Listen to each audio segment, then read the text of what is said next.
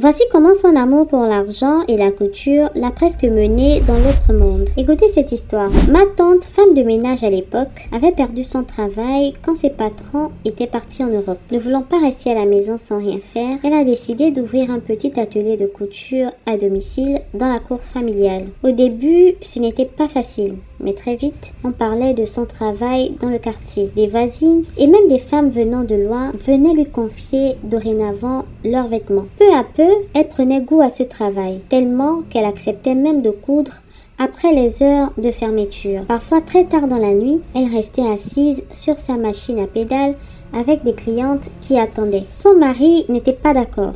Il lui répétait souvent que l'argent ne fuyait pas, qu'elle devait respecter ses horaires. Mais ma tante aimait trop l'argent et son travail. Elle continuait malgré ses mises en garde. Un soir, vers 23h, une femme a frappé à la porte. Elle a demandé à ma tante de lui confectionner une robe toute simple car elle expliquait qu'elle devait assister à une cérémonie tôt le lendemain. Ma tante, fatiguée mais séduite par l'argent, a accepté. Elle s'est installée dehors au niveau de la terrasse avec elle et a commencé à découper le tissu. Le temps passait. Il était déjà 3h du matin.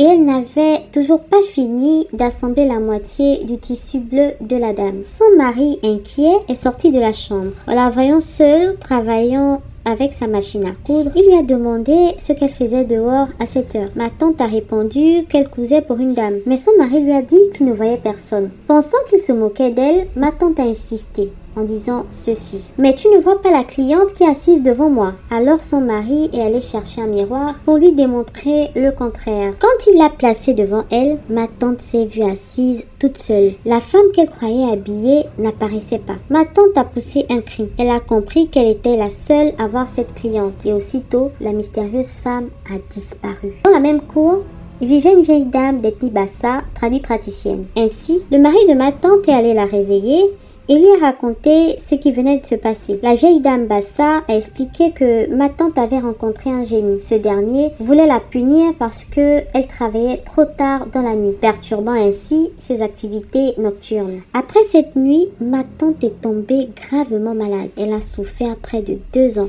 Des sacrifices et des traitements traditionnels ont été nécessaires pour la sauver. Finalement, elle a retrouvé la santé, mais elle avait compris la leçon. Dès lors, elle respectait strictement ses horaires de 9h à 17h30.